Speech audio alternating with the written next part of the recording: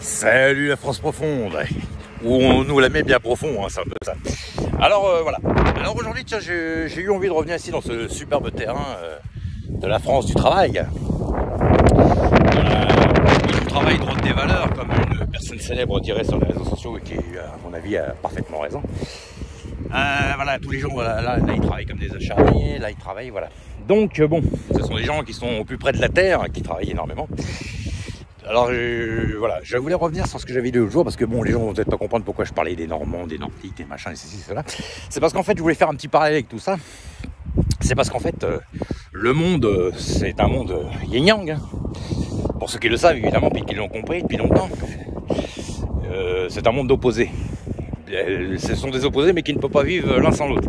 Donc en fait, vous avez des gens qui sont très expansifs et des gens qui sont très réservés. Donc les gens du Nord, ce sont plutôt des gens réservés. Réservés, ça ne veut pas dire introvertis. Ça veut dire qu'en fait, ils sont pacifistes, ils foutent pas de bordel. Maintenant, si on les cherche, on leur cherche des noises, ils deviennent expansifs. Voilà. Et vous avez des peuplades qui sont, selon les critères, selon la catégorie socio-professionnelle, selon si on est un arriviste ou pas, un travailleur de la terre ou pas,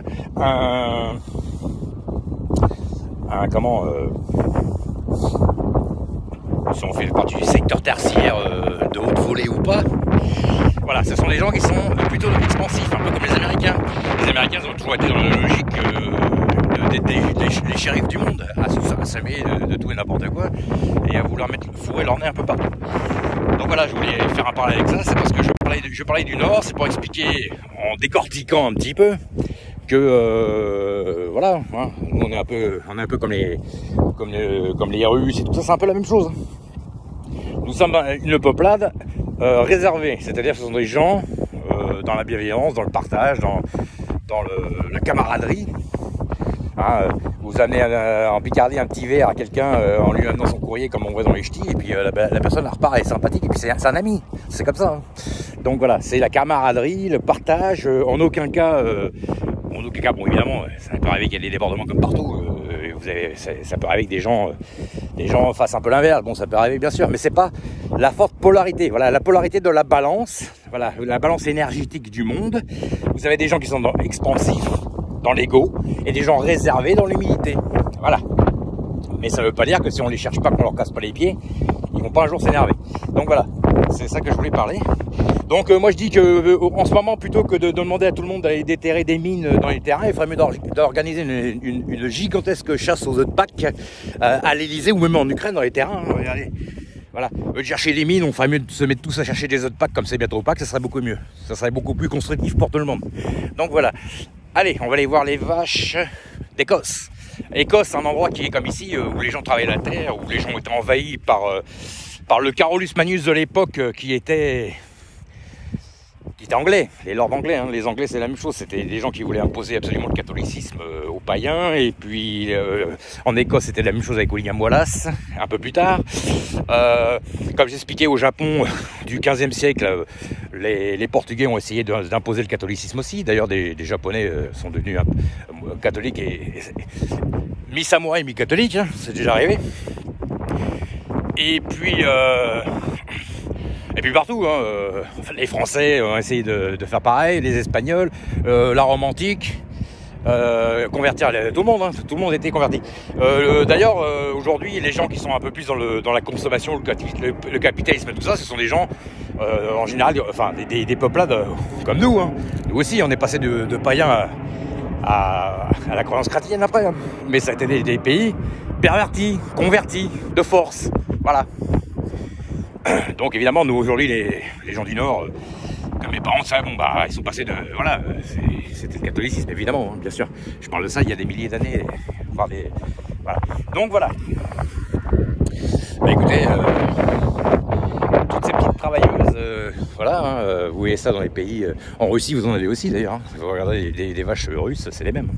Allez, on va aller revoir encore une fois nos belles vaches d'Écosse, qui sont magnifiques. Voilà. Alors après, c'est pas une histoire de peuplade qui pose problème par rapport à d'autres, mais c'est parce que dans tous les pays, vous avez les deux. Vous avez des gens qui sont dans la bienveillance plutôt calme et réservés, qui cherchent pas la guerre à personne, et puis vous avez des gens qui sont tout le temps dans le dans l'expansivité de vouloir chercher des noix à tout le monde. Alors vous voyez, elle a beau être un petit peu des pays du Nord, je me méfie quand même parce qu'elle a une corne. Si elle me met un coup de corde de viking dans le fion, je vais le sentir passer. T'es magnifique toi, hein, dis donc, qu'est-ce que t'es belle. Est-ce que ton Écosse natale te manque? Non.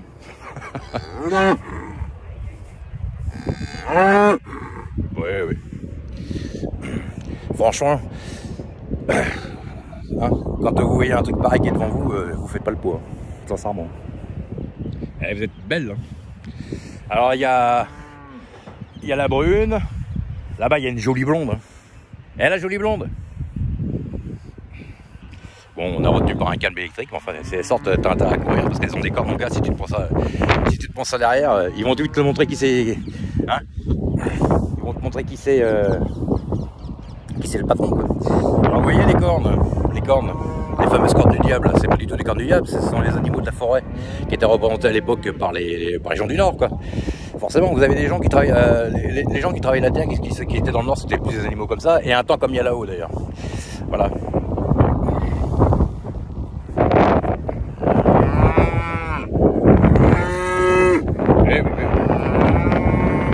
Allez, je sais bien.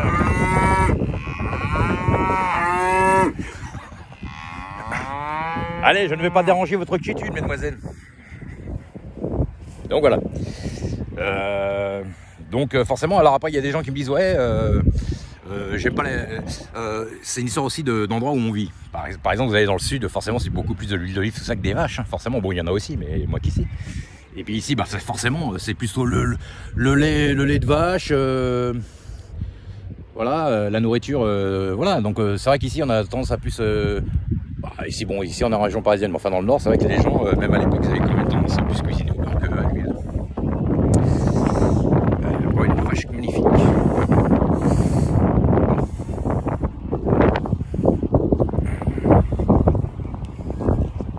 Mademoiselle. Donc voilà. Magnifique. Bon, je dérange un peu leur quiétude, donc je vais un peu m'éloigner. Voilà, donc on est dans une belle ferme. Magnifique ferme.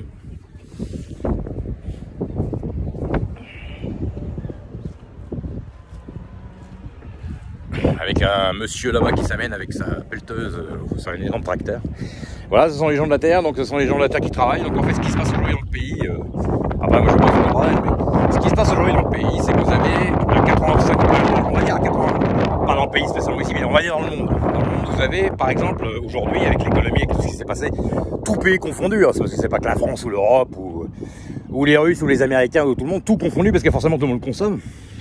Ce qui s'est passé, c'est que aujourd'hui dans le monde, vous avez quand même beaucoup plus de travailleurs que de gens qui sont aux manettes, forcément, hein, dans le secteur tertiaire. Mais en fait, ce qui s'est passé, c'est qu'il y a des moments où la tendance est inversée. C'est-à-dire que vous pouvez avoir à un moment donné 80% de gens qui sont aux manettes pour 20% de gens qui travaillent vraiment actifs, travailleurs. Voilà, c'est ce que tout le monde dit. Donc en fait, quand vous avez beaucoup plus de gens qui sont sur les manettes mais qui produisent rien, qui produisent pas vraiment ce qu'on appelle le PIB, le point intérieur brut, la production intérieure brute, enfin bref, la production quoi. Le PIB, ouais, c'est ça. Et donc il se passe ce qui se passe aujourd'hui. Donc vous avez des pays par exemple où vous avez certainement beaucoup plus de gens qui sont dans le secteur tertiaire et moins de gens qui travaillent par exemple la terre. Au bout d'un moment, forcément, ils vont chercher de la manœuvre ailleurs puisqu'ils veulent pas le faire eux-mêmes. Donc le problème, il est là. Voilà. Donc c'est pour ça que tout ça c'est une immense mascarade, parce que vous avez aussi des pays où ils ont tout chez eux, comme justement les pays Russie, tout ça. Ils ont tout dans ces pays-là, donc ils n'ont aucune raison d'aller embêter le voisin en essayant de faire une sorte d'extension territoriale en disant voilà, on va essayer de leur prendre ci, de leur prendre ça, ils n'en ont pas besoin. Donc c'est archi faux. Rien que par la logique, on peut comprendre que tout ce qu'on nous raconte aujourd'hui avec l'histoire de guerre et tout, c'est faux, c'est archi faux. Voilà. Alors après, moi je suis pas contre mon propre. Je ne suis pas contre mon propre pays, mais je juge que mon propre pays n'a pas été très honnête avec son peuple depuis longtemps. Donc je Je suis un peu ado d'eux parce qu'ils m'ont un peu déçu, un peu énervé. J'ai eu l'impression d'être pris un peu pour le dindon de la farce dans l'histoire. Et puis surtout qu'on nous raconte des conneries, quoi. Hein, les méchants vikings, alors Poutine c'est le méchant viking comme à l'époque des vikings, et puis eux ce sont les gentils chrétiens ou croyants ou laïcs ou laïcards qui veulent mettre les gens sur des pics et brûler les sorcières. Voilà, je tiens quand même à dire qu'à l'époque des vikings, malgré tout ce qu'on racontait, alors bien sûr il y a eu des raids, il y a eu tout ça bien sûr, mais ce qu'il faut pas oublier c'est que à l'époque, ça a commencé déjà à l'époque des Romains. Et puis ça s'est poursuivi au Moyen-Âge, parce qu'en fait l'Empire romain d'Occident ne s'est pas complètement éteint. Il a été poursuivi par Carolus Magnus Charlemagne, qui était italien à la base. Hein. Carolus Magnus, voilà. Et en fait, c'est la conversion de force au catholicisme a créé que tous les gens qui étaient encore païens à l'époque, il y en a même des fois qui avaient les deux religions, mais bon, en secret, dans l'ombre, ils gardaient la leur, et puis au grand jour, ils faisaient la nouvelle. Bah, ça a créé forcément des mécontents. Donc tous les gens qui n'étaient pas d'accord, bah, c'était ce qu'on appelle l'inquisition. Donc ils allaient carrément vous chercher chez vous. Hein. C'est très proche de ce qu'on entend aujourd'hui avec qu'on a entendu il y a quelques années avec les fameux papiers où je m'autorise à sortir. Voilà. Alors voilà, donc il y a un peu d'inquisition comme aujourd'hui, comme les gens que vous avez des gens qui vous interdisent des sapins de Noël, que c'est quand même quelque chose qui date depuis 1500 ans voire 2000 ans, ça existait déjà, mais même bien avant, parce que les sapins de Noël, faut pas oublier que ça date encore des Nordiques, avec l'étoile polaire au-dessus. Voilà, c'était la transmission des anciens aux plus jeunes, de la transmission, avec un Père Noël vert, hein. Donc voilà, et puis qu'aujourd'hui il y a Pâques, si ça continue, Pâques ils vont bientôt l'interdire aussi. Donc faut quand même pas non plus abuser. Au lieu de chercher des mines, je vous dis, franchement, au lieu d'aller chercher des mines en Ukraine, ou aller déterrer des mines, ou chercher la guerre, absolument, allez plutôt déterrer des autres Pâques, ça sera beaucoup mieux. Donc voilà, c'est ce que je voulais dire. Donc il y a des gens qui sont dans ce qu'on appelle l'expansion territoriale, hein, comme les futurement américains, parce qu'ils ont toujours eu cette logique-là. De toute façon, faut pas oublier que les États-Unis datent de 1776, c'est encore récent. Donc, quand on voit tout ce qui a été créé là-bas, les buildings et tout ça, en très peu de temps, forcément, il y avait de l'argent quelque part. Hein. Ils allaient bien le chercher quelque part. Ils ont pas été le chercher sous le pied d'un cheval, ou alors un cheval du Nord, peut-être. Donc, il y a une certaine logique à adopter. Il faut rester logique. Moi, je dis, il faut rester logique. Voilà. C'est pour ça que je dis toujours qu'en fait, bon, évidemment, tout ce qui se passe aujourd'hui, les gens vont me dire le mec qui mélange tout, il confond l'époque d'avant avec l'époque d'aujourd'hui, tout ça. Non, c'est pas ça. C'est qu'en fait, comme le monde est divisé c'est l'humilité et l'ego, de toute façon pour tout le monde. On a tous de l'humilité et de l'ego. Il y en a, ils sont plus prononcés d'un côté que de l'autre, selon ce qu'on fait, selon ce qu'on est, selon où on vit, selon la situation. Et en fait, avant de regarder la situation géopolitique, il faut aussi regarder la psychologie des gens. Voilà, moi je dis que c'est ça. Donc c'est pour ça. C'est comme si vous aviez dit aujourd'hui, vous allez au Japon, et puis au Japon, on arrive dans le pays là-bas, un pays où quand même les gens sont assez cultivés et surtout assez respectueux, d'accord. D'ailleurs, on les appelle, quand vous mettez un nom là-bas, on dit par exemple le nom, je sais pas moi, comme dans Karate Kid, Daniel San, Daniel l'honorable, honorable Daniel, San ça veut dire honorable là-bas. Ce sont les gens qui sont dans l'honneur.